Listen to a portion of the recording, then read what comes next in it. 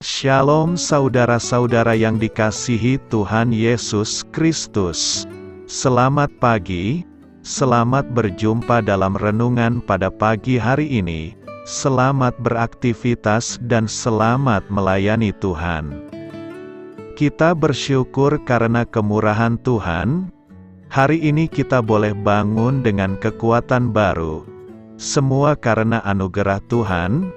Saat ini sebelum kita mendengarkan renungan firman Tuhan, marilah sama-sama kita berdoa.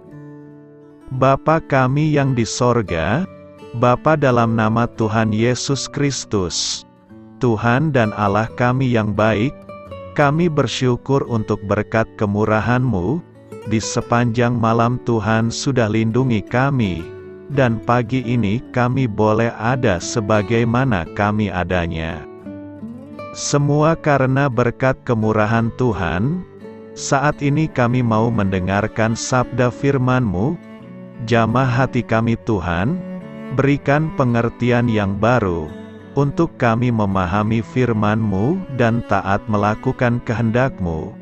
Dalam nama Tuhan Yesus, kami berdoa. Haleluya. Amin. Saudara yang terkasih, ayat pembacaan Alkitab kita hari ini terambil dari Efesus 1 ayat yang ke-1 sampai 4. Efesus 1 ayat 1 sampai 4. Dari Paulus, Rasul Kristus Yesus oleh kehendak Allah, kepada orang-orang kudus di Efesus, orang-orang percaya dalam Kristus Yesus. Kasih karunia dan damai sejahtera dari Allah Bapa kita, dan dari Tuhan Yesus Kristus menyertai kamu. Terpujilah Allah dan Bapa Tuhan kita Yesus Kristus, yang dalam Kristus telah mengaruniakan kepada kita segala berkat rohani di dalam sorga. Sebab di dalam Dia, Allah telah memilih kita sebelum dunia dijadikan, supaya kita kudus dan tak bercacat di hadapan-Nya. Sahabat suara kasih, ayat emas renungan kita hari ini adalah Efesus 1 ayat 1 sampai 2. Dari Paulus, Rasul Kristus Yesus oleh kehendak Allah, kepada orang-orang kudus di Efesus, orang-orang percaya dalam Kristus Yesus. Kasih karunia dan damai sejahtera dari Allah Bapa kita, dan dari Tuhan Yesus Kristus menyertai kamu. Judul renungan kita hari ini adalah, Tuhan akan menyertai hidup kita. Ditulis oleh Claudia Jessica, sahabat suara kasih. Apa makna sapaan Rasul Paulus yang berbunyi, kasih karunia dan damai sejahtera? Jika kamu membaca salah satu surat Paulus, kamu akan melihat bahwa Paulus memiliki format tertentu ketika dia menulis kepada gereja-gereja. Dia menulis salam dan memberitahu bahwa dia adalah penulis dan pengirim surat tersebut. Dia memberitahu kita bahwa surat ini ditujukan kepada orang-orang percaya di Efesus. Kemudian dia memberikan salam adat. Tapi bukan sekedar salam dengan sopan santun. Salam tersebut merupakan doa bagi orang-orang yang percaya kepada Tuhan Yesus di Efesus. Paulus berdoa agar para pembaca dan pendengar kata-kata ini diberkati dengan kasih karunia dan damai sejahtera dari Allah Bapa kita dan dari Tuhan Yesus Kristus. Fakta bahwa ia menunjukkan ini kepada orang-orang kudus menyiratkan bahwa surat ini telah menerima kasih karunia Tuhan. Rahmat berarti perkenanan. Kita tidak pantas dibenarkan dan dijadikan benar di hadapan Tuhan. Sebagai orang berdosa, kita tidak pantas mendapatkan keselamatan.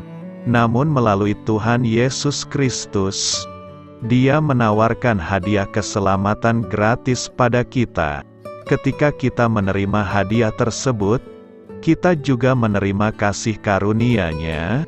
Kemudian kita disebut sebagai orang-orang kudus, atau yang setia di dalam Kristus Yesus. Jadi mengapa Paulus berdoa agar Tuhan melimpahkan kasih karunia-Nya kepada orang-orang kudus yang telah menerimanya? Karena kita tidak berhenti menerima perkenanan Tuhan begitu saja ketika kita menerima Kristus. Sebaliknya, saat kita menerima perkenanan-Nya yang tidak layak di dalam Kristus, kita mulai menerima perkenanan-Nya yang tidak layak secara terus-menerus. Ini adalah kasih karunia Allah yang dirujuk oleh Paulus dalam 2 Korintus 12 ayat 9, "Cukuplah kasih karuniaku bagimu, sebab justru dalam kelemahanlah kuasaku menjadi sempurna." Ini adalah anugerah yang memampukan kita untuk melakukan apa yang Tuhan perintahkan. Ini adalah anugerah yang memberdayakan kita oleh Roh Kudus untuk hidup sebagaimana Tuhan Yesus telah memanggil kita. Ini adalah anugerah yang menjaga kita dan bertahan sampai kita bertemu langsung dengannya. Paulus juga memanjatkan doa untuk perdamaian kepada orang-orang kudus. Begitu kita menerima anugerah Tuhan, kita dibenarkan oleh Tuhan dan karena itu berdamai dengan Tuhan. Sekali lagi perdamaian ini sedang berlangsung. Sekarang kita berdamai dengan Tuhan, sehingga kita terus mengalami kedamaian dari Tuhan dalam hidup kita. Ini adalah kedamaian yang menenangkan ketakutan kita, dan memungkinkan kita untuk beristirahat dalam kedaulatan-Nya. Sahabat Suara Kasih, sebagai orang-orang kudus dan orang percaya, yang setia di dalam Tuhan Yesus Kristus, kamu juga bisa mengalami kasih karunia dan damai Tuhan terus-menerus. Doa saya untukmu hari ini adalah, agar kamu menerima kasih karunia dan damai sejahtera yang Kristus tawarkan kepadamu setiap hari. Bapa, terima kasih atas anugerah kasih karunia dan damai sejahtera yang Engkau berikan. Kami tahu bahwa kami tidak pantas mendapatkannya, tetapi kami sangat bersyukur, karena Engkau menjadikan kami benar karena-Mu, dan menawarkan keselamatan kepada kami, juga mendukung kami setiap hari. Kami berterima kasih untuk kedamaian yang kami butuhkan, untuk hidup bagi-Mu hari ini. Amin. Tuhan Yesus memberkati. Sahabat Suara Kasih, demikianlah renungan firman Tuhan pada pagi hari ini.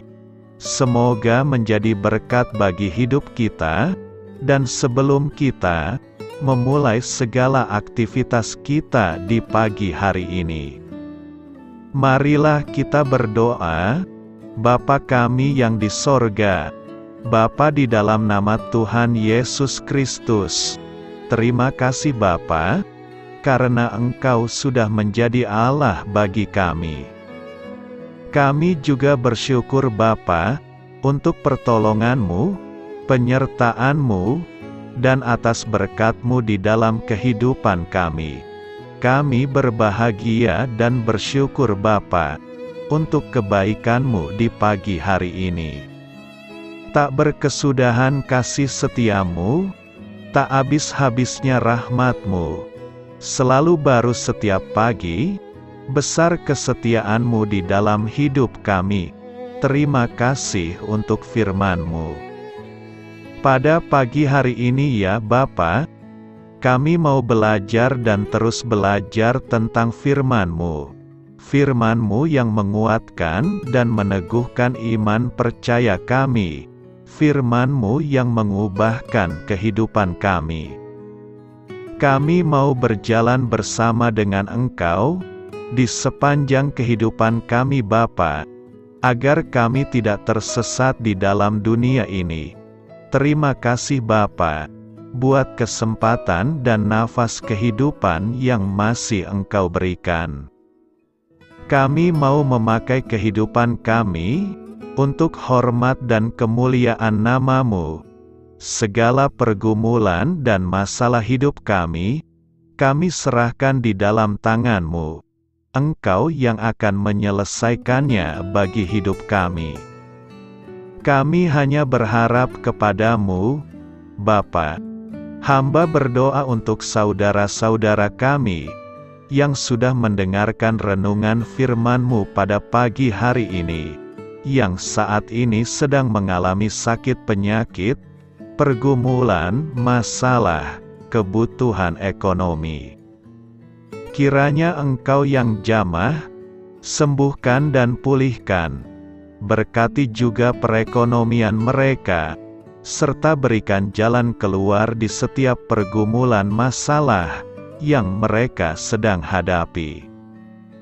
Dan ajarlah kami Bapa, untuk selalu berharap dan percaya sepenuhnya kepada Tuhan Yesus. Kiranya Engkau yang terus memberkati kehidupan kami, keluarga kami, dan sanak saudara kami. Daerah tempat tinggal kami, bangsa dan negara kami, pemerintah-pemerintah kami, biarlah semuanya dalam perlindungan-Mu Bapa, dan jadilah sesuai dengan kehendak-Mu yang terbaik di dalam kehidupan kami. Dan pada pagi hari ini ya Bapa, kami mau berterima kasih buat perlindungan-Mu di sepanjang malam yang telah kami lewati. Pagi hari ini, kami akan memulai aktivitas kami sebagaimana mestinya. Kami yakin dan percaya, perlindungan-Mu tetap ada di dalam hidup kami, dan juga di sepanjang hari yang akan kami lewati ini. Terima kasih Bapa. Inilah yang menjadi doa dan permohonan kami. Dalam nama Tuhan Yesus Kristus, kami berdoa. Amin.